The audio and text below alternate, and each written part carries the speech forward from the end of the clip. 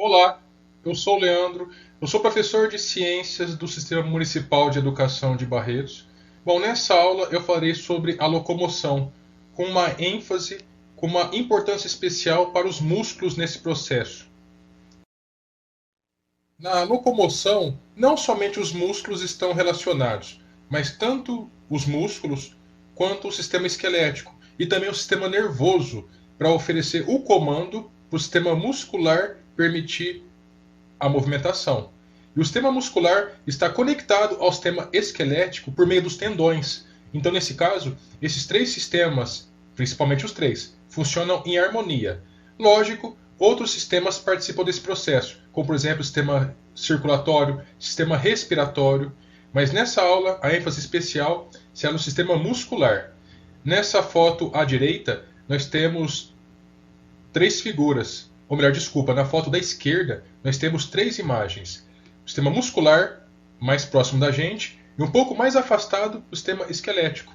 E nessa foto à direita nós temos a perna de uma pessoa que está correndo e o funcionamento tanto do músculo quanto dos ossos e articulação. Bom, os seres humanos eles apresentam três tipos de tecidos musculares. Tecido muscular estriado esquelético, tecido muscular estriado cardíaco e o tecido muscular não estriado, também chamado de liso ou visceral. Esses três tecidos musculares eles podem ser agrupados em dois tipos de tecidos: tecido muscular estriado e não estriado. Nessa figura da esquerda é um exemplo de tecido muscular estriado. O da direita de não estriado. O tecido muscular estriado da esquerda é um tecido muscular que tem estrias. Estrias são essas pequenas linhas que nós observamos no meio do tecido. O da direita, o não estriado, não apresenta, como eu disse, e como o próprio nome diz, né? Qual é a diferença entre um e outro?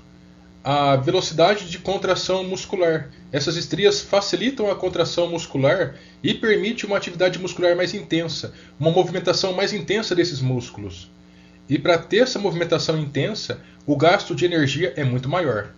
Para isso, esse tipo de célula presente nesses músculos, é importante que elas tenham vários núcleos, porque os núcleos possibilitam uma intensa atividade metabólica.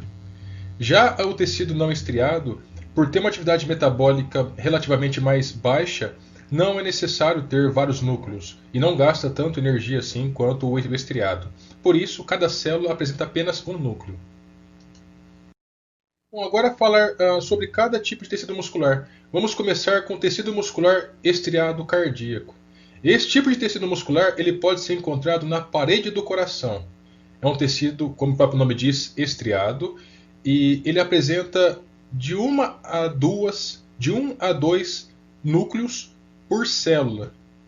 Esse tipo de tecido muscular ele tem a contração involuntária. Nós não controlamos a sua movimentação.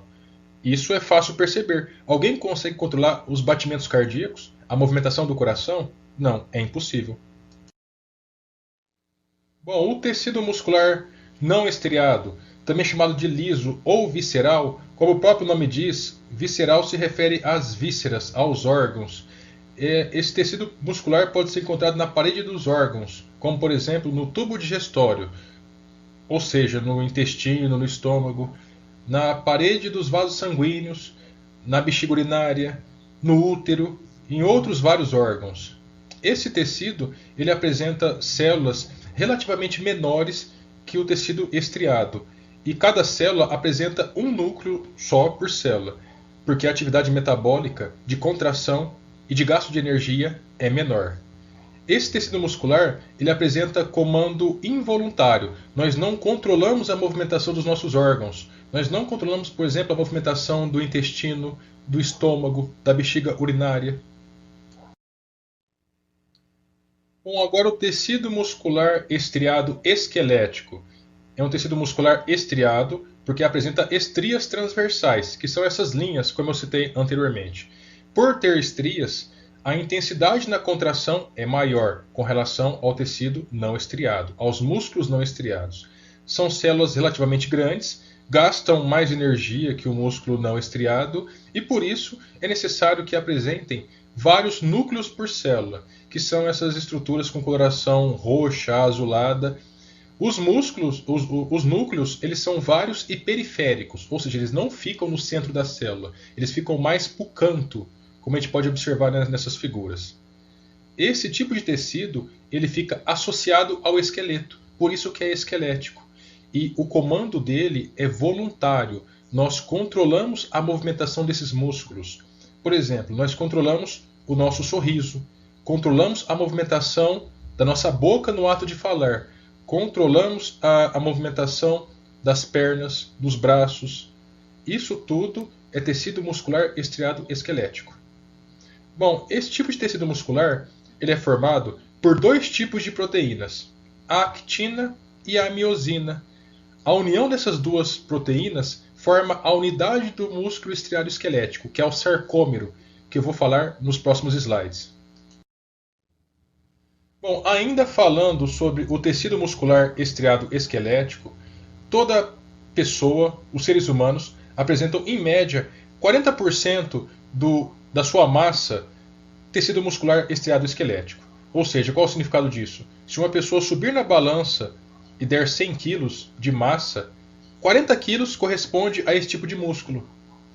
Bom, vamos iniciar entendendo quais são os principais componentes desse tipo de tecido muscular tão importante, no qual nós controlamos o seu movimento. Iniciando a partir dos ossos, lembrando que o osso não faz parte do tecido muscular. No entanto, o osso ele contribui com a locomoção. Por quê? Porque ele está conectado com o músculo por meio do tendão. O tendão é um tecido conjuntivo preso ao músculo, como eu já citei anteriormente. Bom, agora indo para os músculos propriamente ditos, conforme observamos nessa figura, o músculo ele é formado por vários feixes musculares, conforme indicado nessa seta avermelhada. O feixe muscular, por sua vez, a gente pode observar num pedaço de carne comprada no açougue, conforme indicado nessa seta vermelha no canto inferior esquerdo dessa figura. O feixe muscular, por sua vez, ele é formado por várias fibras musculares. Cada fibra muscular, também chamada de miócito, é uma célula muscular. As fibras musculares elas são formadas por várias miofibrilas. As miofibrilas elas têm na sua composição um outro tipo de estrutura chamada de miômero, ou também sarcômero. Esse sarcômero é a unidade do funcionamento do músculo estriado esquelético, que a gente está observando em detalhes nessa imagem. O miômero ou sarcômero ele é formado por dois tipos de proteína, a actina e a miosina, conforme eu vou detalhar no próximo slide. Bom, nessa figura no canto superior esquerdo, nós observamos o miômero, também chamado de sarcômero, que é a unidade da contração muscular em músculos estriados esqueléticos. Bom, esse miômero ou sarcômero, ele é formado por dois tipos de proteínas, a actina e a miosina. A actina ela se encontra representada por essas proteínas nesse modelo que eu estou apresentando agora. Ele se encontra com coloração azulada. São proteínas que ficam na periferia, nas bordas. E outro tipo de proteína, a miosina, essa proteína avermelhada. Bom, a actina são proteínas finas. As miosinas são proteínas grossas. E uma outra estrutura também muito importante, representada com coloração cinza, é a chamada linha Z. A linha Z é a fronteira entre um sarcômero, entre um miômero e outro. Essa figura que estamos observando é de um sarcômero estirado. Durante a movimentação dos músculos estriados, ou seja, a contração muscular, ele muda de aspecto. Durante a contração, as proteínas de actina deslizam sobre as de miosina, mudando completamente o aspecto de um miômero, passando do que estamos observando agora para uma imagem semelhante a essa. Percebam que nessa figura de baixo, com o miômero contraído, a actina ela se encontra mais intimamente ligada, mais próxima da miosina. Bom, para que haja contração muscular, é indispensável que haja íons cálcio.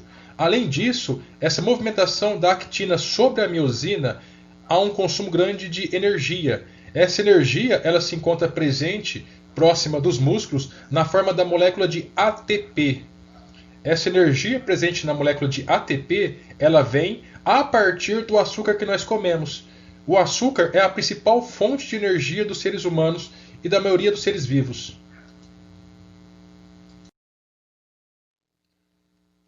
Bom, agora vamos falar um pouco sobre atividades físicas intensas, de hipertrofia, aquele tipo de atividade física que executamos em academias de musculação. É um tipo de atividade física que leva ao aumento das miofibrilas.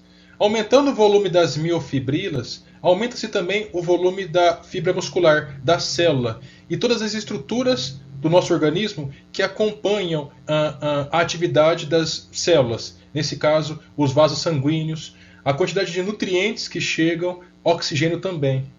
Bom, esse tipo de atividade física intensa é importante que haja um acompanhamento de um profissional qualificado, porque uma atividade física mal executada pode levar a vários problemas, dentre eles tendinite, lesões, entre outras.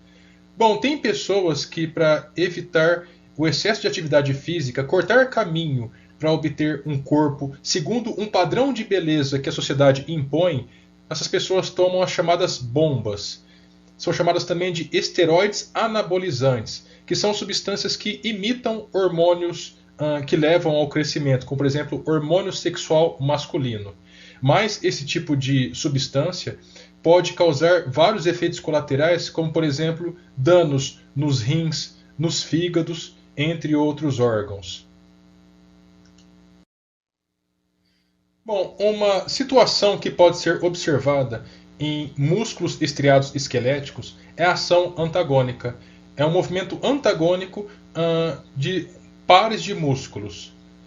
Vamos observar na prática o significado desse antagonismo. Nessa figura à direita, observamos a posição de um braço. Nessa posição, significa que o bíceps se encontra contraído e, por sua vez, o tríceps, que é o músculo que se encontra nessa figura, um pouco abaixo do bíceps, se encontra distendido ou relaxado. Nessa posição, nunca o tríceps se contrai e nunca o bíceps fica relaxado. Numa outra situação, na figura da direita, a situação se inverte. O bíceps fica distendido ou relaxado e o tríceps, por sua vez, contraído. Percebam que essa é a ação antagônica, onde a diferença de movimentos depende da contração ou relaxamento de um par de músculos. Bom, ao longo da nossa vida, eventualmente em ocasiões de acidentes, ou seja, não é algo voluntário, não é algo esperado, pode ocorrer acidentes que podem comprometer tanto o nosso sistema muscular quanto o esquelético, até mesmo outros sistemas presentes no nosso corpo. Nós não podemos evitar às vezes, mas em muitos casos podemos prevenir. Neste exemplo, nós podemos prevenir durante a prática de atividades físicas, de práticas esportivas, a utilização de equipamentos de proteção adequados, como por exemplo, nessa situação, andar de skate, com capacete, com joelheira, com cotoveleira, é possível prevenir a ocorrência de vários tipos de acidentes. Bom, um momento propício para a ocorrência de lesões em alunos é o momento de levar o material escolar ao ir para a escola. Muitos alunos optam pela utilização de mochilas. A forma correta de utilizar a mochila é sempre utilizar as duas alças e não somente uma, porque a utilização de somente uma alça, principalmente quando a mochila está muito carregada, muito pesada, pode levar a danos, a lesões na coluna. Quando tiver que levar uma grande quantidade de material muito pesado, optar por esse tipo de mochila que tem um carrinho com rodinhas. Bom, nessa figura nós temos duas situações onde uma aluna está pegando alguns livros no chão, pesados. Na figura à esquerda, totalmente errada, ela está forçando muito a coluna, que pode levar a um travamento e possivelmente a uma inflamação sem sentir dores. Até mesmo um problema maior que esse. Na figura à direita, a forma correta de pegar esses livros pesados que se encontram no chão. Bom, alguns alunos estudam no período da manhã, matutino. outros vespertino à tarde e alguns noturno à noite. Muitos alunos estudam em período integral, ou seja, manhã e tarde. Todos esses alunos passam horas por dia sentados em cadeiras. Então a posição na qual ele se senta é muito importante para a sua saúde. Nessa figura, a posição que encontramos à direita é a posição adequada, com o corpo ereto, com a coluna reta. A coluna dobrada, arqueada, conforme observamos na figura à esquerda, é típica, é adequada para a ocorrência de problemas. Bom, esse era o conteúdo que eu gostaria de ter transmitido. Espero que tenham gostado e bons estudos.